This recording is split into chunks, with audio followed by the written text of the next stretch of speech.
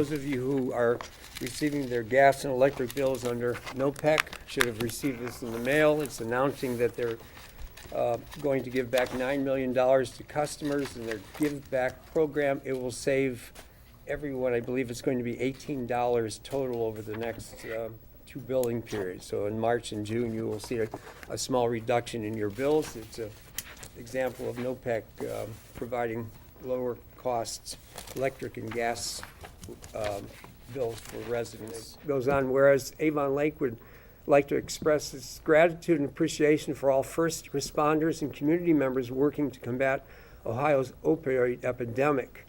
Whereas in 2016 and 17, there were 264 overdoses in Lorraine County.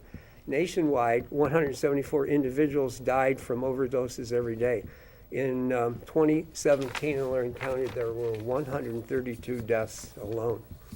Whereas Avon Lake, in partnership with the Alcohol and Drug Addiction Board of Lorraine County, is committed to nurture and reinforce county and community efforts to prevent and treat addiction. The goal is to educate youth and adults about addiction and recovery, promote family building and workforce development, and encourage community engagement as ways of combating the effects of addiction on communities. And therefore, I, Greg Zilka, Mayor of the City of Avon Lake, hereby recognize April 9th through 13th, 2018 as a week of appreciation for all responders and community members on the front lines of the opioid crisis. So we're very pleased to participate in that effort. On Wednesday, March 21st, the City of Avon Lake purchased at sheriff's sale the property at 110 Moore Road, which is located near the corner with Lake Road. This includes 3 parcels of land and a building that was formerly the home of Smith & Smith Law Offices. The building is approximately 8,300 square feet, and the land is a total of approximately 1 acre. I think it might be up to 1.4 acres. The city's winning bid was $205,000. The sheriff's sale presented a one-time opportunity to control this important property, protecting it from owners down the road who wouldn't necessarily share our goal of revitalization. This land is in a strategic location for the city's effort to bring vitality to Lake Road west of Moore Road. When we worked with the Lorraine County last year on the lakefront connectivity plan, the city identified a priority redevelopment area that included the south side of Lake Road from Moore west to the Archtown Plaza. The property that we have acquired is a significant piece of that priority area and improves the city's position moving forward with other property owners, businesses, and developers. The timing of this purchase also works well with our proposed engagement with OHM to create our new comprehensive land use plan. We can seek guidance from OHM on how to turn this priority area into a district with redevelopment opportunities. We look forward to taking control of the building and assessing the condition inside and out. We will not make a decision on whether to raise the building or to repurpose it until we can evaluate it thoroughly in the near future. Again, this will be discussed with temporary legislation 11066 later this evening. Thank you. This evening we are going to do interview for the 3 candidates for Ward 3. This will be an open session as we did the last time when we appointed John Shondel. Next week's, they're going to be the first week of April, therefore yard waste pickup will resume. So once again, please use your brown bags, or you can use former garbage cans that are marked yard waste, and they will start picking them up as of next week. So spring is here. Thank you. Next motion, I move for the resident to accept the resignation effective midnight Friday, March 16th of Larry Miners, Councilman of Ward 3. In discussion, as noted, Mr. Miners moved to Chandler, Arizona, actually. Any further discussion? Ms. Rossman with the roll, please. Mr. Zuber? Yes. Mr. Arnold? Yes. Mrs. Fenderbosh? Yes. Mr. James? Yes. Mr. Koss, Yes. Mr. O'Donnell? Yes. This is going to amend the Planning and Zoning Code under the Historic Preservation Regulations. It all has to do with the removal of a historic landmark object from the city. Who will be in control of it? How will it be handled? Under what situation? And how will it be maintained and brought back? And there's 3 new paragraphs that are dealing with that. Thank you. Thank you. An ordinance providing for the continued defense of the city of Avon Lake in the event of potential litigation and declaring an emergency. I move for suspension of the rule requiring 3 readings. Mr. Rossmarin with the roll, please. Mr. Zuber? No. Mr. Arnold? No. Mrs. Fenderbosh? Yes. Mr. James? Yes. Mr. Koss, Yes. Mr. O'Donnell? Yes. I move for passage of 11,050. This deals with, There weren't 5 votes. pardon? There weren't There 5, weren't there's 5 4 to 2, votes. so you can't pass it on emergency. Well, then we'll have to Move it along. move it along to the next second legislation. This basically is a legal defense fund for Avon Lake, not to exceed $25,000. This is for the Stephen Funk Law Firm of Rutzel and Andreas for the protection of the city of Avon Lake, dealing with potential legal action against the city. Since we don't have the 5 votes, then we will have to move it to the second reading. Any further discussion? Mr. Koss? Yeah, thank you, Mr. Council President. The last time this item came up, I voted against it, and when it comes up for a third reading, I plan to vote for it, and this is to provide for the legal assistance in dealing with an issue that we're dealing with the Board of Municipal Utilities. And the reason for that is I spoke with the law director earlier tonight, and it was confirmed earlier in earlier conversations that I had with members of the board, that the conversations and discussions that they're having with Mr. Funk and the Board of Municipal Utilities are starting to accomplish something. They're making their way through it, and as long as I see that there is progress towards a resolution to this issue, I am willing to support it.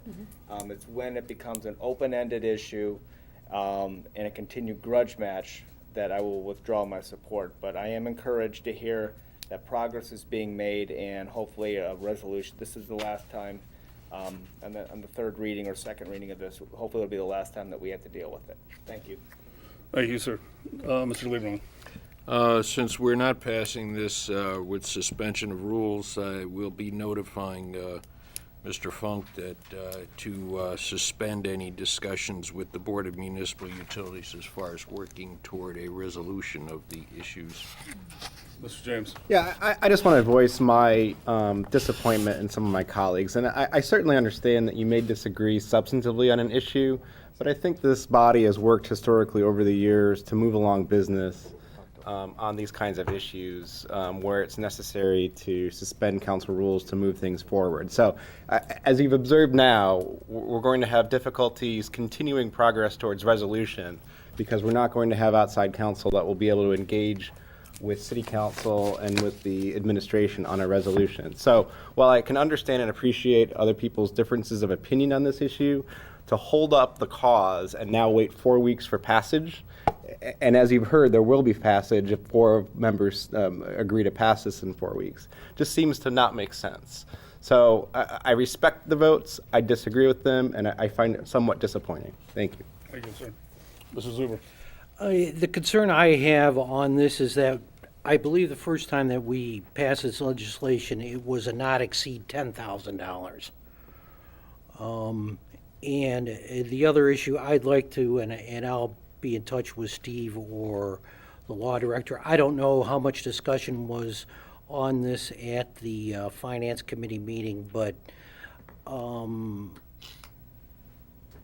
just like to see the detail on this particular account as far as the cost meetings that we've had. I know Mr. Funk has been here, but I'm concerned about the $25,000 as compared to $10,000 last time, and I realize I wasn't at the Finance Committee meeting, but I'd also like to see the detail on the bills that were submitted to. Thank you. As was suggested by Mr. Lieberman by asking for a suspension of any discussion, and Mr. James with his comments, the no votes on this creates a situation where we cannot resolve this issue. And all this does is delay, as was suggested. So you've thrown a monkey wrench into a workable solution to solve a problem we're all concerned about. So now we have a delay, an unnecessary delay, The other side has their legal counsel, unfortunately. We have to have our legal counsel, and now we have our hands tied behind our back, which means the fight can't go on or the discussion can't go on. So all we're doing is delaying progress and resolving this solution on a technicality here. It's really unfortunate that we don't look beyond the immediate nature of this and look at the long-term benefits of getting a resolution. There was tremendous progress made by both attorneys, and now that progress has to stop and wait for 2 weeks before we can have the vote on a 4-3 vote, which does not, I'm not sure, does that not allow it to go into emergency? We have to have 5 for it to be approved on emergency. You're adding 6 weeks to the whole process by voting no on this. So that's something that you have to realize, because you bear that burden of this conflict continuing on this technicality that you choose to exercise. So that's your right to vote that way, but you're delaying the process for 6 weeks before we can resolve this issue. So it is what it is. Any further discussion? Mr. Arnold? Yeah, I didn't realize that we would just totally cut ties and not have any dialogue at all. This is extending expenditures. I thought there'd be more dialogue on it and what exactly these fees are for. You're doubling the amount, and that's why I voted no on it. It's 25,000 versus 10. I did not think that the vote would totally change the dialogue completely. So I apologize. That was not my intent. Mr. President, if I may. Yeah, go ahead. I'm sorry, Mr. Arnold, because that's just not how legislative process works. If you had a problem with the $25,000, but you're okay with it going forward, then you could have moved to suspend the rules, and then you could have moved yourself to amend the amount down to less than $25,000. And if you would have commanded a majority of 4 people, you would have moved the amount down to $25,000. But as the mayor has accurately pointed out, by objecting to the process, you have now delayed it at least 2 weeks, if not 4 weeks. So I'm sorry that you misunderstood that, but that's frustrating. I feel like if you wanted to send a message on this, vote no on the substance, but don't vote no on the process. Point of order, Wish Mr. we President. Mr. James?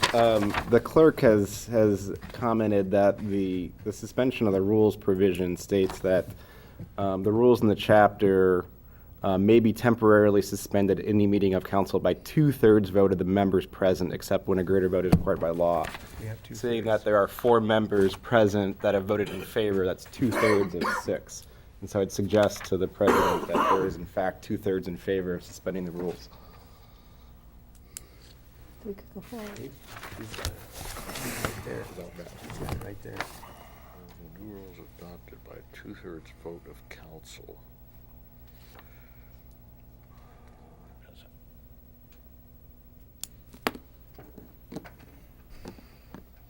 Okay, it says 2/3 of the members present. 4-2 is 2/3. That's it. So I So guess then So then what you're saying is the emergency passed. yeah. Okay. All right, so the emergency passed, so I will move passage, based on the codified ordinance